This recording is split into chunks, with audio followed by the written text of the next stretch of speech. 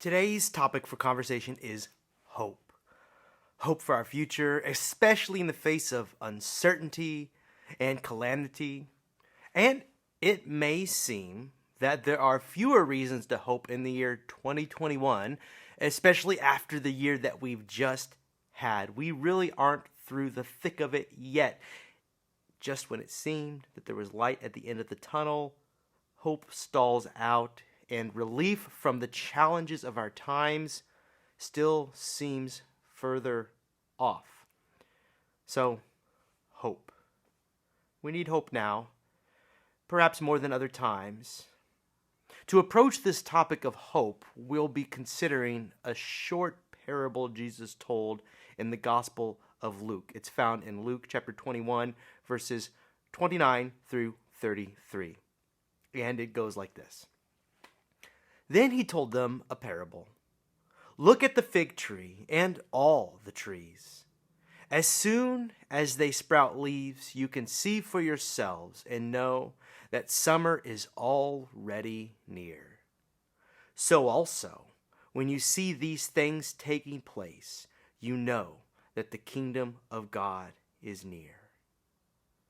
Truly I tell you, this generation will not pass away until all things have taken place. Heaven and earth will pass away, but my words will not pass away.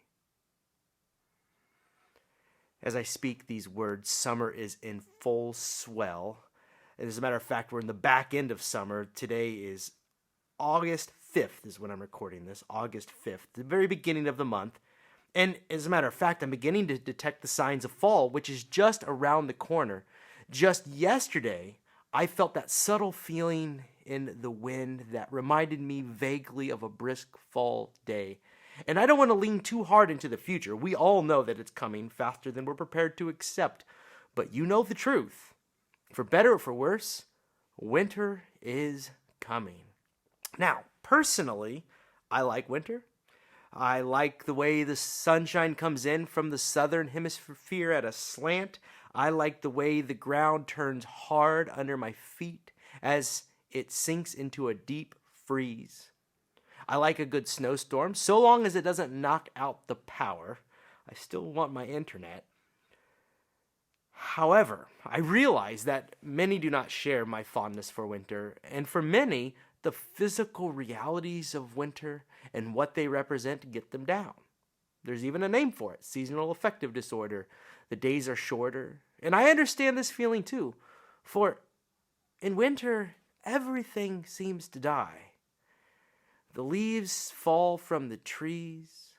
The countryside looks sparse or even barren. Survival is more difficult, for the waters are frozen and all of the edible vegetation has fallen from the stems. And for these reasons, winter can be taken and has been taken as a great metaphor for death and desperation. And this is the way winter is functioning in this parable from Luke chapter 21. Jesus calls our attention to the fig tree. Now, fig trees were unique in Israel in that they shed their leaves in the wintertime. Not unique in the Midwest where I'm from, but unique in Israel, as most other trees were evergreens in that region. So we in the Midwest can readily identify with this metaphor. Jesus points to the fig tree in its most desolate and desperate state to make a profound point. When the trees are bare, he basically wants us to know things will not always be this way. Or as he put it, as soon as they sprout leaves, you can see for yourselves and know that summer is already near. Verse 30. Just when the tree seems to have died, its branches begin to hint at new life. And this was good news for Luke's original audience, for they were living in the midst of conflict, oppression, and uncertainty. The Roman Empire had recently destroyed their temple in Jerusalem, the most holy of holy sites for them. And the Israelites were scattered far and wide across the empire, and they had no reason to believe from that vantage point that things would end well for them. Yet Jesus calls them to the fig tree and reminds them to hold fast to hope. Jesus spoke of how our noticing the buds of the fig tree are not dissimilar to the subtle signs of God's realm breaking into the world. Those signs that we so often miss, as he puts it. So also when you see these things taking place, you know that the kingdom of God is near. Verse 31. So there is hope to be found in the midst of the calamity and the storm if we have the eyes to see it. And it's sometimes hard to have those eyes. When I despair at the ways of the world, I have to look very hard. But then I see in my children, for example, the new life that God is always creating. It's there if you can find it. When I fear for my children's future, I'm reminded that there is enough to be glad for in the present. And even when there isn't, the winter cannot last forever, does not last forever. Jesus promises that all will witness the realm of God breaking in their own way and in their own time. In these words, he says, "Truly I tell you, this generation will not pass away until all things have taken place." Verse 32. But in fact, that generation did pass away. They're gone now, and it's highly likely that they thought that they would witness the very end of things, that they were living in the quote-unquote last days, as it's so often framed.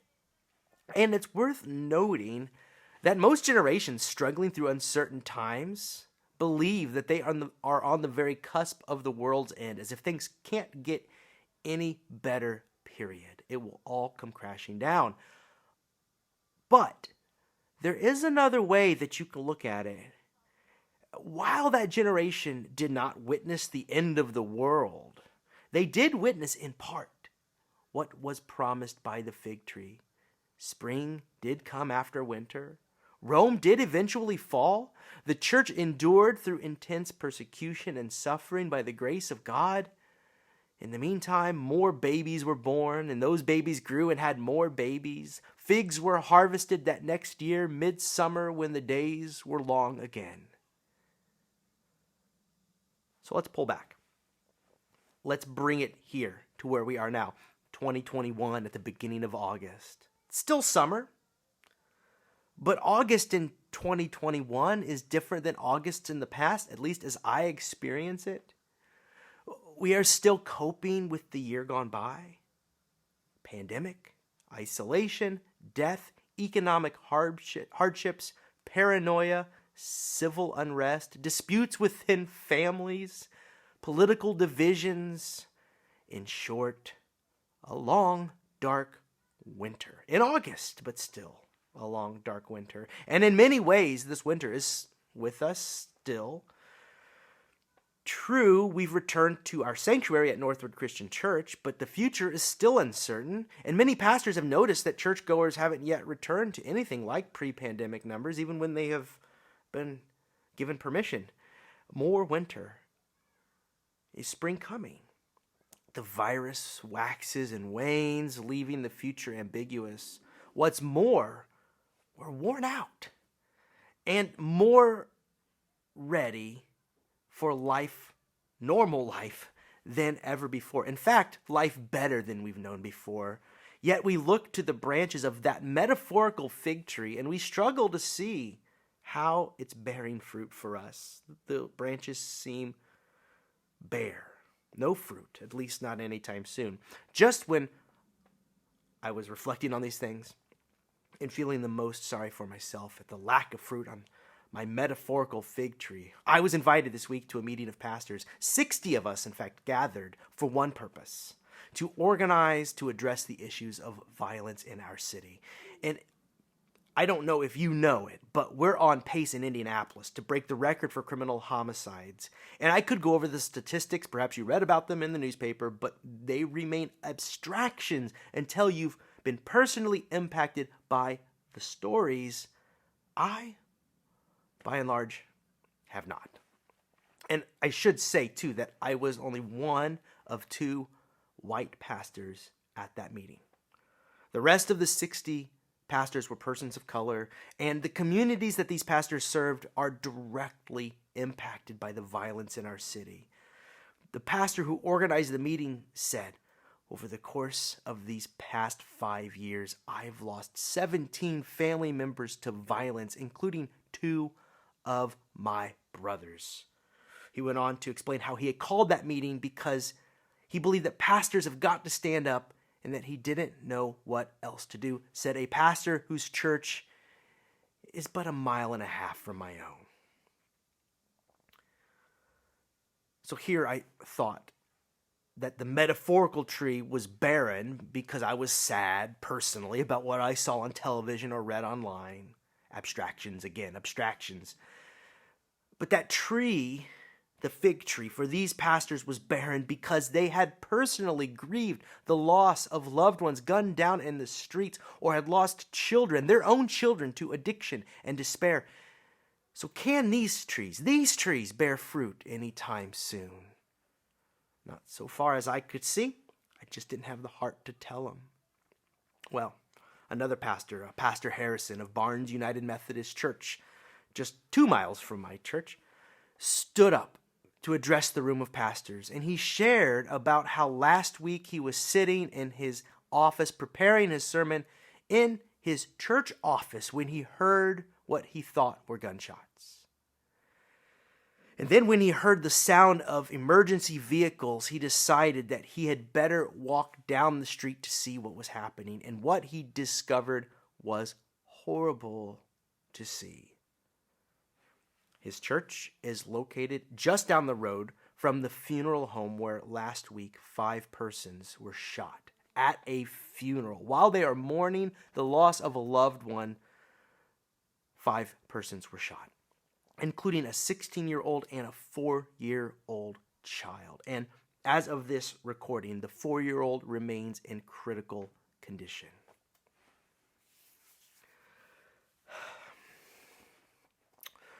Reverend Harrison described the scene as he saw it upon his arrival. Chaos was the word that he used. Several of the people grieving that day were his own congregants, and the family's victims were angry because they thought they knew who had done it and wanted to leave right then and there to do something about it. And it became Reverend Harrison's job in that moment to provide comfort, but also to try to dissuade some of his congregants from doing something rash in anger. After sharing this story, Reverend Harrison invited us to a peace walk from his church to the funeral home in support of the family and in supplication to God. Supplication for help, comfort, justice, for peace, and, well, just help. Help, help. We hardly had the words. So later that day, I arrived at the church, and the people prayed. They prayed for things that I seldom, if ever, feel the need to pray for, at least not from a personal level. They prayed for sons and daughters who were in prison. They prayed for grandchildren who they hoped would surmount the obstacles they faced in their communities racked by violence and poverty. And then we walked from the church and down to the funeral home. And there they prayed for a 4-year-old girl who had been shot on that spot just days before, now fighting for her life in a hospital. And a relative of the victim took the bullhorn and shared of her family's trauma on that day and then after. And she told us of the condition of the girl and of her family's gratitude for a community response. I had thought that my own metaphorical fig tree was bare, and now, by contrast with these communities, I began to see the life that was in fact there if my ungrateful eyes could see it. We left the funeral home and made our way back to the church. And there an old man took the bullhorn to offer a final prayer. An old pastor, and he began his prayer by voicing his belief that we were living in the very last days. The evilest of days is how he described them, when people were most prone to evil and violent acts like the one that had brought us to that spot, unspeakable things. And he described a situation and an outlook so dire, one might wonder why even get out of bed in the morning, which was ironic because the man had just walked about a mile in the name of peace and in defiance of evil. But still, a more pessimistic outlook than I perhaps espouse. Last days, in fact, I'm not so sure, but given the circumstances, I understood why he was prone to having such a bleak outlook for the future. But just a moment after he said these things, with his next breath, he described a hope he held for himself, a hope for his community, for the victims, their families, and the world that was beyond my own capacity to hope. My own holy imagination was stretched beyond its limits in that moment. It's as if he pointed to the fig tree and saw it and prophesied fruit into existence from a dried out branch. I was reminded of those stories where water sprang from rocks in deserts when the people are dying of thirst, or the image given us by the prophets of new sprigs sprouting from the stump of a cut down tree. Life in the face of it all. And here is the meaning of the fig tree. Hope in the face of it all. The dead places are bound to erupt into life if you can just hold fast to hope. Life that you can never have imagined. Before we left, the family member of the 4-year-old girl asked for the bullhorn one more time to inform us that she had just spoken with the mother and that the girl's situation was improving, though she wasn't out of the woods just yet. And the crowd erupted into hallelujahs and words of thanks to God. They found reasons to hope right there in the midst of calamity and a promise of future figs. The fig tree, the parable Jesus tells us about the fig tree, gives us reason to hope as well.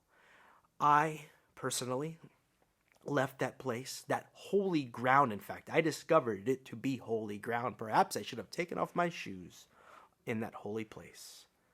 Well, I left there with a greater hope for my future and our future as well. And the people I've met this past week have shown me what it is to hope, and I have been humbled. So you think we've got problems at Northwood Christian Church? Well, yeah, we do. And we need to address those, but we have even more reasons to hope. I do not know when the world will end or if we will live to see all that I hope to see, but still we must hope. For Jesus has said, heaven and earth will pass away, but my words will not pass away. Even should Northwood Christian Church face insurmountable obstacles, spring will come. It eventually comes. Even if heaven and earth pass away, the words of God never will. The promises of God for our future. So, we look to the fig tree with hope. We look to our own situation in expectancy of great things. One way or another, your redemption is as reliable as winter's end. This is our faith, life from a tomb. Your generation will not pass away before you see it, and when you see it, you won't believe it.